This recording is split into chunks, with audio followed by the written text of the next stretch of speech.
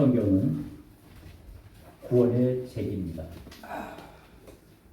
이 성경이 66권으로 구성되어 있는데 이 66권 속에 2000년의 시간과 그리고 1500가의 공간과 그리고 5000명의 사람들의 이야기가 기록되어 있습니다. 그리고 이 성경을 통해서 하나님의 마음을 우리 인간들에게 보여주고 있습니다.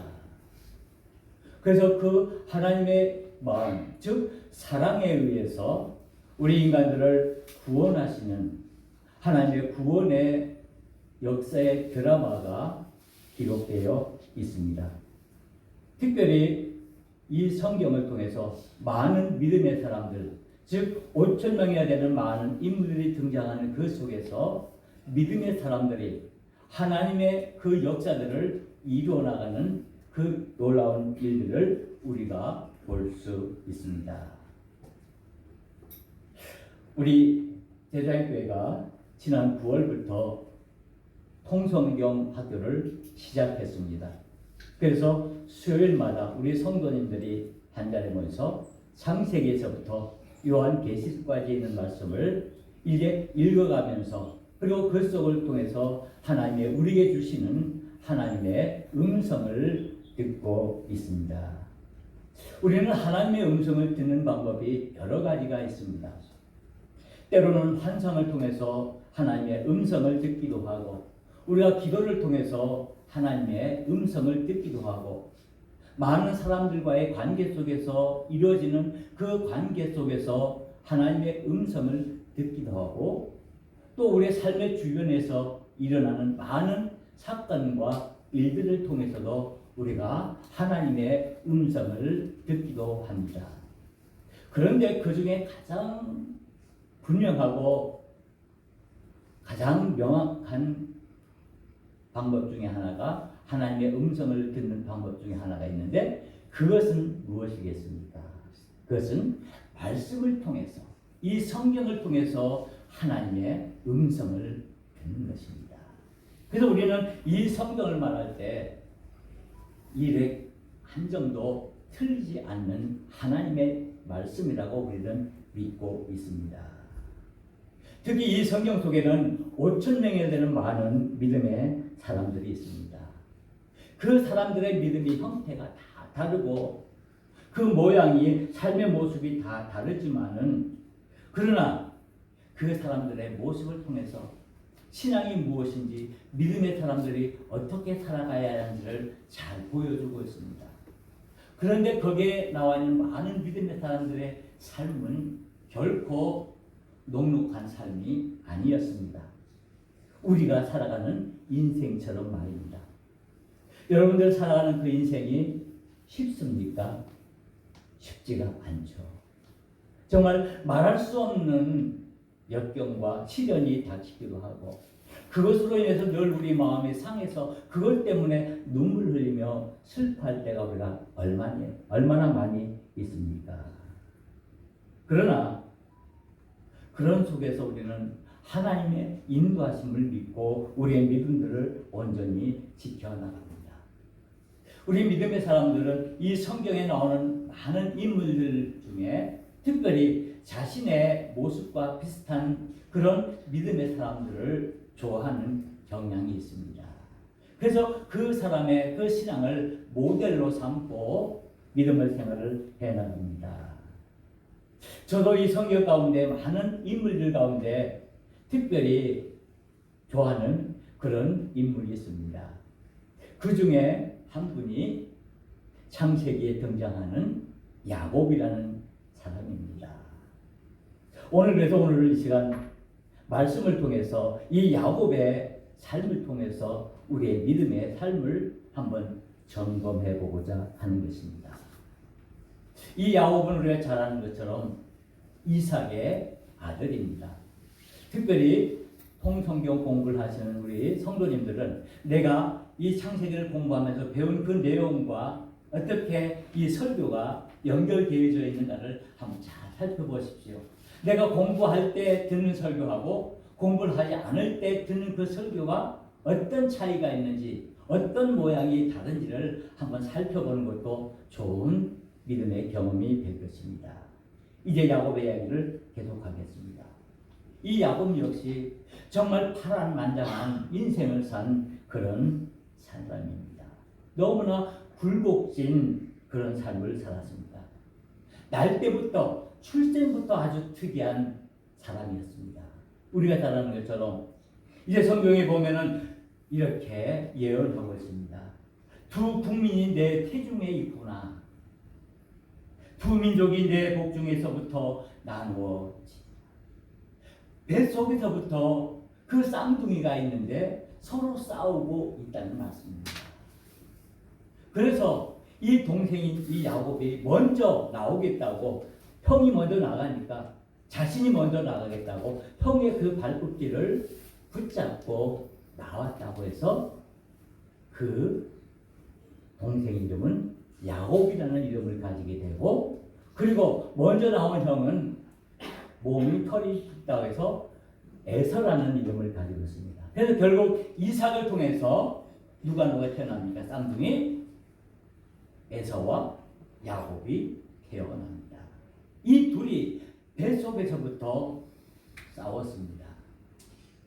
이제 이야기를 우리가 더 살펴보면은 이 동생은 어머니의 사랑을 많이 받았고요. 이 에서는 아버지의 이삭의 사랑을 많이 받았습니다. 왜냐하면 그 당시는 이제 장자권이 아주 중요시되는 그런 사회였기 때문에 이 이삭은 장자인 에서를 자신의 유산을 물려줄 그런 자녀로 생각하고 사랑을 했고요. 또 그에 반해서 어머니 리브가는 이제 야곱을 사랑하는 경향이 있었습니다. 그런데 우리가 이 야곱의 이름은 속이는 자라는 뜻을 가지고 있습니다. 그는 야비한 비굴한 삶을 많이 살았습니다. 그래서 우리가 잘 아는 것처럼 그의 일생에 큰 두 가지 사건이 있는데, 속이는 사건 하나는 이삭이 아버지를 속이는 사건, 그리고 이제 자기 형 에서를 속이는 사건이 있습니다. 이 야곱은 자신이 원하는 목표를 이루기 위해서 다른 사람들을 이용하고 자신의 목적을 이루기 위해서 남을 속이고 거짓말하는 그런 아주 비굴한 삶을 살았던 사람입니다. 그런데 왜 이 야곱이 이 성경에서 그렇게 많은 존경을 받고 많은 사람들의 모범이 된다고 말하고 있습니까? 이 야곱은 팥죽 한 그릇에 형의 장자권을 빼앗아 왔고, 그리고 아버지를 속여서 아버지가 장자에게 내려줄 그 축복을 미리 받았습니다.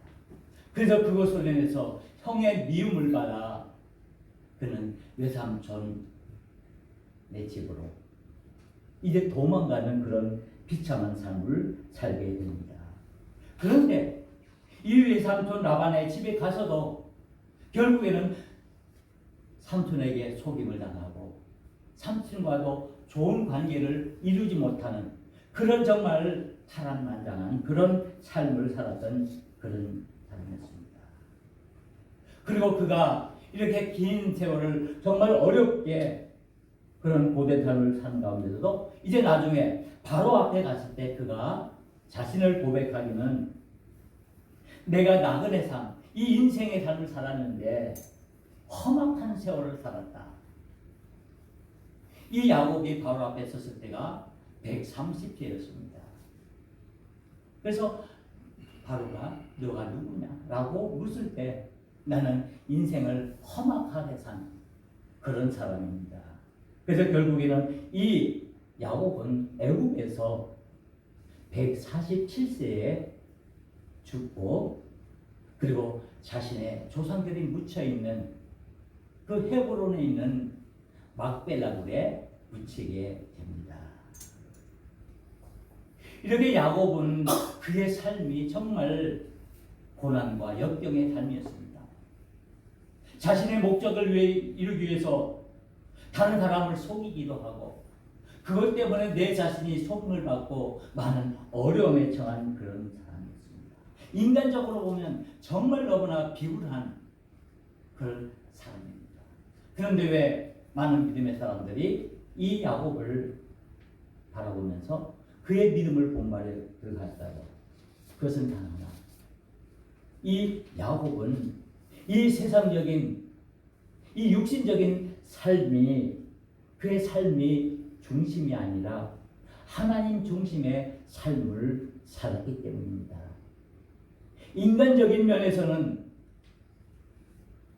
그런 면에서는 전혀 다른 사람으로부터 존경을 받을 수 없고 다른 사람들과 관계를 맺기 힘든 그런 사람이었지만 그러나 이 야곱은 하나님의 축복을 사모하고 그 영적인 관계 속에서 그의 믿음의 삶을 중요시한 삶을 살았기에 하나님으로부터 축복을 받고 그리고 그의 믿음이 계속 계승되어지는 그런 모습을 우리가 보게 됩니다.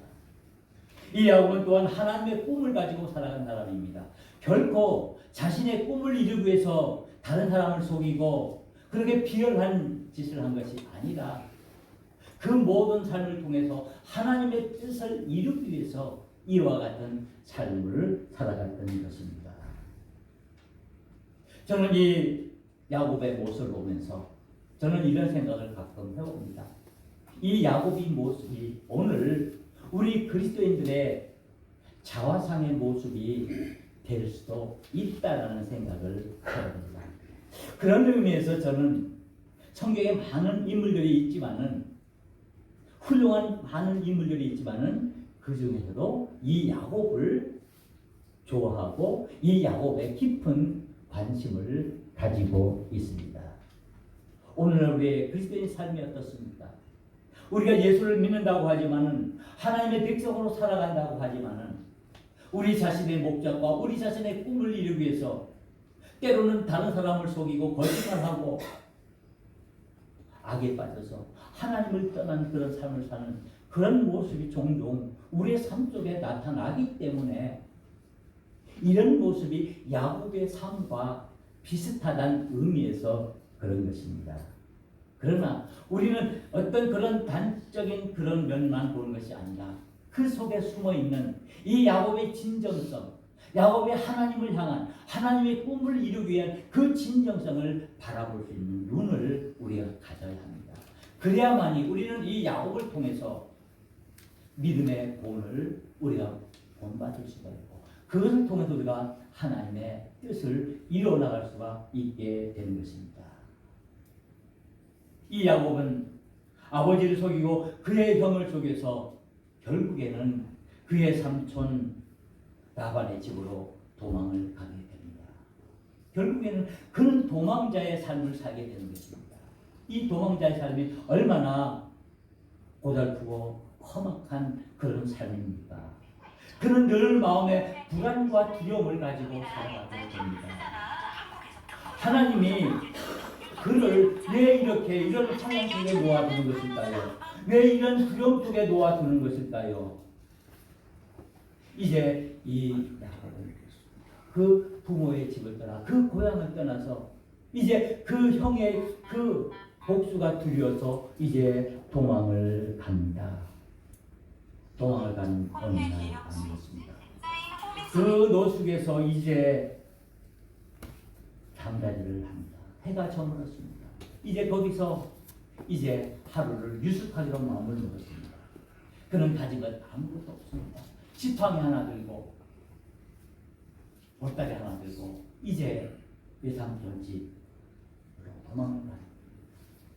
그는 이제 해가 져서 이제 잠자리에 들기 위해서 자기 옆에 있는 돌을 하나를 꺼내들고 그것을 베개 삼아 잠자리에 들려고 누웠습니다. 잠이 제대로 안 옵니다. 내가 어떻게 살아갈 것인가? 내가 아버지를 버리고 어머니를 떠나서 그 형의 그 복수를 떠나서 내가 이렇게 전혀 알지도 못하는 그것도 내가 도망하는 이 도망자가 신세가 됐는데 내가 이제 앞으로 어떻게 살아갈까? 그런 고민 속에서 그런 두려움 속에서 그가 잠 못 들이고 몸을 뒤척이고 있는 그런 상황입니다. 그런데 희미하게 어딘가 불빛이 보입니다. 그러려면 갑자기 그 주위가 환하게 밝아졌습니다. 자기가 누워있는 그 곳과 하늘에 긴 사다리가 놓아지고 그 사다리를 천사들이 오르락 내리락 하는 환상을 보게 됩니다. 깜짝 놀랐습니다. 그가 지금 두려움에 떨고 있는 그 순간에 그가 천사들이 사다리를 오르락 내리락 하는 그 모습을 보면서 그가 여기에 나 혼자가 아니구나. 하나님께서 나와 함께 하시는구나. 그는 그 자리에서 깨어나서 이제 무릎을 꿇습니다. 바로 그곳에서 이 야곱은 하나님을 만나게 됩니다. 그리고 그곳에서 하나님과 약속을 맺게 됩니다. 원래 그곳 땅의 이름은 루스라는 곳이었습니다. 그리고 그곳 루스라는 곳에서 이 꿈에서 본 그 사다리를 만난 그곳의 이름을 그는 베델이라 이름을 붙였습니다. 그리고는 그 돌베개에 기름을 붓고 그는 하나님과의 약속을 이에게 주신 약속이 있습니다. 창세기 28장에 있는 말씀입니다. 세 가지 약속을 주십니다. 하나님과 야곱과의 약속 세 가지입니다. 하나는 내가 누워있는 땅을 너와 내 자손에게 주리. 너가 지금 도망하며 누워있는 그곳, 너가 돌멩이에 삼고 누워있는 그곳을 내가 너와 내 자손에게 이 땅을 주겠다. 약속입니다. 하나님께서 야곱에게 땅에 대한 약속을 주셨습니다. 그리고 두 번째 약속입니다. 내가 어디로 가든지 너를 지키며 너를 이끌어 이 땅으로 돌아오게 하리라. 두 번째 약속은 너가 어디로 가든지 내가 너를 지키며 내가 너를 이끌어 다시 이곳으로 돌아오게 하겠다는 것입니다. 다시 아버지의 집으로 고향으로 돌아오겠다라는 약속을 주십니다. 두 번째 약속입니다. 그리고 세 번째 약속을 주십니다. 내게 허락한 것을 다 이루기까지 너를 떠나지 아니하리라. 땅에 대한 약속, 다시 돌아오겠다는 그 약속, 이 모든 것을 이루기까지 너를 떠나지 않고 항상 너가 어디 가든지 너와 함께 하겠다는 임마누엘의 약속을 주셨습니다. 여기에 놀라운 하나님의 축복이 여기에 있습니다. 하나님의 꿈을 이루기 위해서 하나님께서 이 야곱을 통해서 이루시고자 그 꿈을 이루기 위해서 땅에 대한 약속을 주셨고 자손에 대한 약속을 주셨고 그리고 반드시 가나안으로 돌아오겠다는 그 약속을 주시면서 그를 지켜주겠다고 말씀했습니다. 그때 이 약속을 받은 그 야곱은 무릎을 치며 하나님 앞에 고백합니다. 여호와께서 과연 여기 계시거늘 내가 알지 못하였도다. 하나님이 살아계셔서 나의 모든 삶의 여정 가운데 나와 함께 하시지만 나는 그것을 깨닫지 못했도다.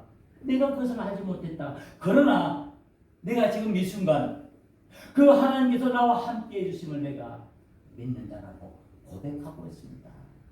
이 고백이야말로 야곱이 하나님께로 받은 그 약속에 대한 그리고 그 약속에 대한 그 소원의 기도를 드리는 하나의 큰 매개체가 되었다는 말씀입니다. 이 고백이 무엇입니까? 나는 연약합니다. 나는 하나님 앞에서 아무것도 아닙니다. 내가 지금까지 내 꿈을 이루기 위해서 다른 사람 아버지를 속이고 형을 속이고 정말 그런 비열한 인간의 삶을 살았지만은 그러나 이제는 내가 하나님 나와 함께 계심을 내가 믿기에 이제는 나는 온전히 하나님과 함께 하겠습니다라고 고백하고 있는 것입니다. 그러면서 이 야곱이 하나님 앞에 소원을 하게 됩니다. 세 가지입니다. 하나님으로부터 세 가지 약속을 받았고 그리고 세 가지 소원을 하게 됩니다. 그것이 뭐냐면은 이 야곱은 그 자신이 누웠던 그 자리에 자신이 베고 누웠던 그 돌베개를 기둥 삼고 거기에 기름을 붓고 그가 이제 소원을 합니다. 이제 내가 평안히 아버지 집으로 돌아가게 하시면 내가 세 가지 약속을 내가 온전히 지키겠습니다. 첫째는 뭐냐? 여호와께서 나의 하나님이 되실 것입니다. 나는 오직 하나님만 섬길 것입니다. 이 세상이 험하고 이 세상에 아무리 많은 풍파와 환란이 있다 할지라도 나는 오직 하나님만 의지하고 하나님과 함께 동행하는 삶을 살겠습니다라고 소원하며 고백하고 있습니다. 그리고 두 번째 소원입니다. 내가 기둥으로 세운 이 돌이 하나님의 집이 될 것입니다. 내가 베어놓았던 이 돌 베개를 세운 그 자리가 하나님의 집이 될 것입니다. 그래서 결국 우리가 성경을 통해 보면은 이곳에 이 베델이라는 곳에 솔로몬 성전이 세워졌고 그리고 더 나아가서는 예수님께서 우리를 구원하시기 위해서 피 흘려 죽으신 그 십자가가 세워진 골고다의 언덕이 바로 이 베델입니다. 이 야곱의 그 소원에 의해서 그의 꿈이 하나님의 꿈이 하나님의 성전이 세워졌고 십자가가 세워졌다는 사실입니다. 그리고 세 번째 소원은 이겁니다. 하나님이 주신 모든 것에서 10분의 1을 내가 반드시 하나님께 드리겠습니다. 이게 11조입니다. 하나님께서 주신 모든 것 가운데 10개 중에 하나는 내가 반드시 하나님께 드리겠습니다. 이 11조의 정신이 무엇입니까? 하나님이 없어서 내가 가지고 있는 것, 그 중에 10개 중에 하나를 달라는 것입니까? 아닙니다. 우리 믿음의 사람은 고백합니다. 우리의 모든 것은 하나님의 것입니다. 하나님께서 나에게 모든 것을 주셨습니다. 나의 몸, 내 가정, 내가 가지고 있는 그 모든 소유물 하나님의 것이라는 것입니다. 우리는 이 세상을 살아가면서 내가 가지고 있는 것이 내 것이라는 생각을 해서는 우리는 올바른 신앙이 아니겠죠. 내 차, 내 집, 내 가족, 내 자녀, 내 물건, 우리는 이런 모습으로 살아가는 겁니다. 그러나 지금까지 이 야곱은 자신의 중심, 나 중심의 삶을 살아왔습니다. 그래서 아버지를 속이고 형을 속이고 그래서 비열한 짓을 했습니다. 그러나 그가 하나님을 이 베델에서 만난 후에는 하나님의 살아계심을 믿은 후에는 그의 신앙의 고백이 바뀌었습니다. 그의 믿음의 중심이 바뀌었습니다. 지금까지는 모든 것이 내 중심이었지만 그러나 이제는 내가 아니라 하나님의 중심, 모든 것이 하나님의 것입니다. 내가 가지고 있는 그것 하나님의 것입니다. 내가 가지고 있는 자녀 하나님의 것입니다. 내가 가지고 있는 집 하나님의 것입니다. 그러기에 그 중에 10분의 1을 내가 하나님께 온전히 드리겠습니다는 말입니다. 바로 야곱은 하나님으로부터 세 가지 약속을 받았고 그리고 그가 자신의 그 신앙을 고백함으로 그가 세 가지의 소원을 하나님께 드렸습니다. 그로 인해서 하나님의 꿈을 이루어가는 그 모습을 보게 됩니다. 이제 아버지 집을 떠나서 이제 삼촌 집으로 도망하다가 그는 그 베델에서 하나님을 만나고 이제 그는 계속해서 하란에서 20년간을 지냅니다. 외삼촌 집에서 20년간을 지냅니다. 우리 성경 공부하시는 거기서 몇 명의 아내를 두었습니까? 4명. 잘하시네요. 그리고 몇 명의 자녀를 두었습니까? 네? 13명, 12명의 아들과 1명의 딸. 그런데 하나님의 이 야곱에게 축복해 주셔서 그 12명의 아들이 뭐가 됩니까? 12지파의 시작이 됩니다. 여기에서 하나님의 축복이 시작됩니다.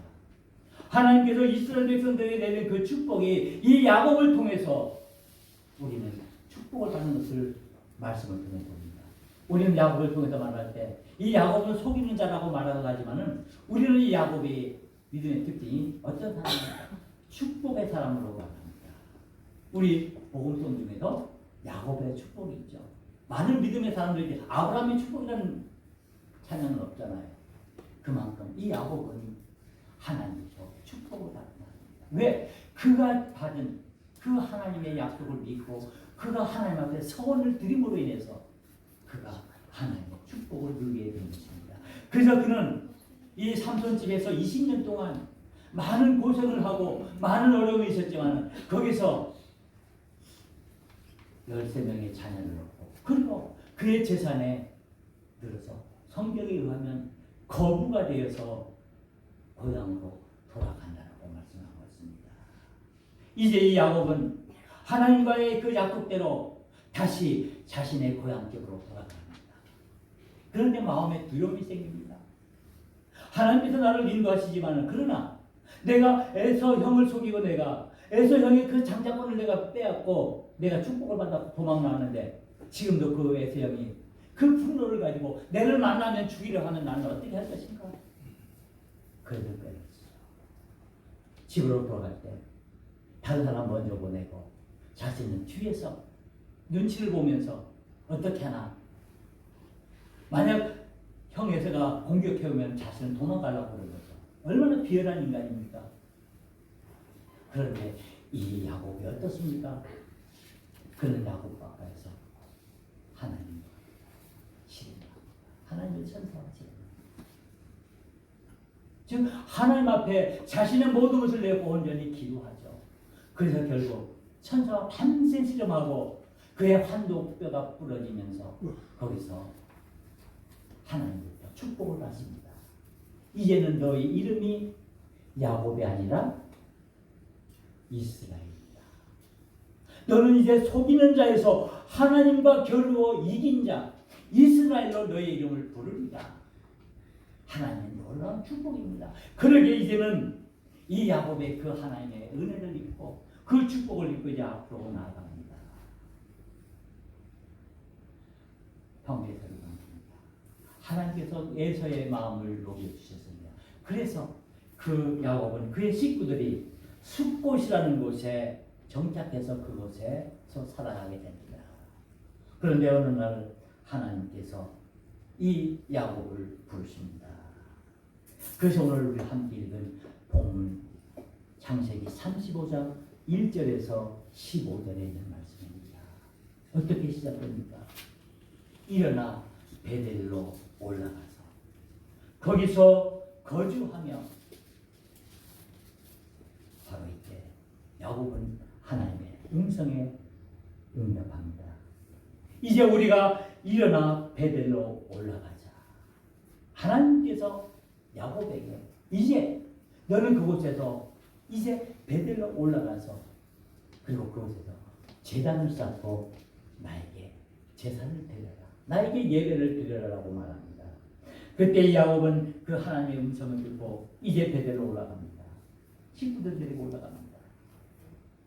이제 그 베델로 올라가는데 하나님께서 이제는 너는 야곱이 아니라 이스라엘이라 불릴 것이다. 그러면서 그에게 축복의 말씀을 줍니다. 그 말씀이 오늘 본문에 나와 있죠. 생육하고 번성하라. 한 백성과 백성들의 총회가 너에게서 나오고 왕들이 내 허리에서 나오리라. 그리고 아브라함과 이삭에게 준 땅에서 너와 내 자손들에게 주리라. 하나님께서 이 야곱에게 너를 통해서 하나님의 꿈을 하나님의 뜻을 온전히 이루겠다라고 말씀하십니다. 야곱은 이 베델에서 온전히 자신의 모든 것을 내어놓고 하나님께 제사했습니다. 야곱에게 있어서 이 베델은 어떤 땅입니까? 하나님의 약속을 받은 땅이며 하나님과 서원을 맺은 서원의 땅이며 하나님의 축복을 받은 축복의 땅입니다. 그가 두려움과 절망 속에 있을 때 그가 하나님으로부터 다시 회복함을 받은 회복의 장소입니다. 그리고 이 야곱이 하나님께 온전히 자신의 모든 것을 드리며 하나님께 예배했던 제사의 장소입니다. 야곱에게서 이 베들이야말로 그 삶의 터닝 포인트며 그가 축복의 자리임을 우리에게 말씀하고 있습니다. 하나님과 관계를 회복하기 위해서 이 야곱은 베델로 올라갔습니다. 하나님의 주신 그 축복을 다시 한번 확인하기 위해서 베델로 올라갔습니다. 그리고 온전히 하나님께 예배하기 위해서 베델로 올라갔습니다. 베델로 올라가라. 그리고 거기서 제단을 쌓고 하나님께 예배를 드려라.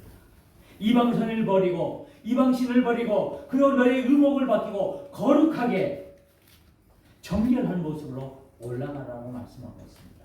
그 말씀은 자신의 그 모든 인간적인 것을 내려놓고 하나님의 사람으로 온전히 자신을 돌아보아 거룩한 믿음의 사람으로 올라가라는 말씀입니다. 하나님께서는 야곱을 거룩한 하나님의 백성으로 삼아 주셨기 때문입니다. 이제 우리는 하나님 앞에 서는 이 야곱의 모습을 봅니다. 하나님 앞에 서는 야곱. 우리는 하나님 앞에 서라는 말을 우리는 종종 호람 데오라는 말을 사용하죠. 하나님 앞에 우리가 어떻게 설 것인가? 그렇다면 우리들에게 베델은 무엇입니까? 저와 여러분들에게 주어진 이 베델이 있습니까? 하나님을 만났던 그 축복의 장소가 있습니까?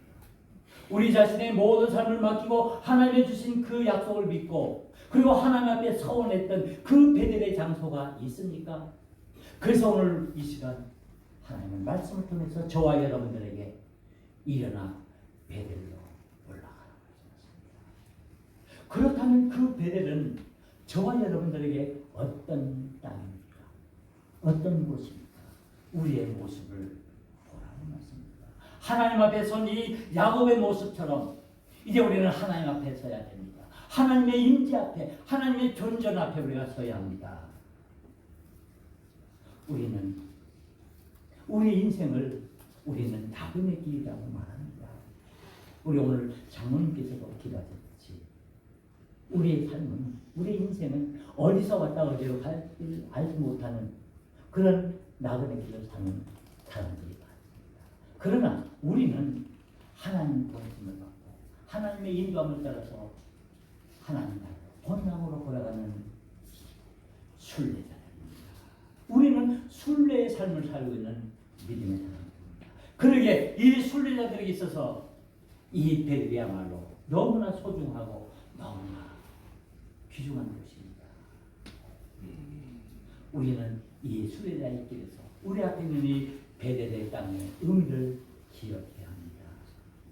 오늘 하나님께서 여러분들을 만나주신 그 베델의 땅, 여러분들의 그 삶을 회복시켜 주신 그 베델의 땅, 여러분들에게 주신 그 하나님의 약속의 땅, 하나님의 주신 그 축복의 땅을 우리는 기억하면서 이제 오늘 이 야곱이 하나님 앞에 드렸던 그 서원의 기도를 우리 한번 다시 한번 되새기면서 이제 우리는 하나님의 존전 앞에 서야 합니다.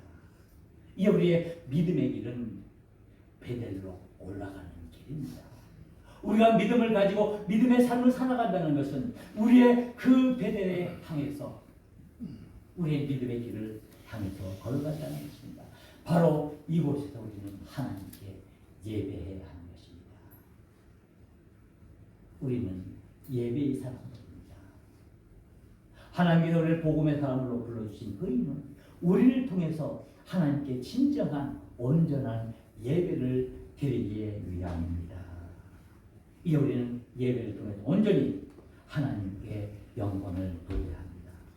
우리가 만났던 하나님, 우리의 축복을 주셨던 그 하나님, 우리를 회복시켜 줬던 그 하나님을 향해서 이제 베델로 올라갑시다. 기도하시겠습니다. 은혜로우신 하나님 아버지 감사합니다.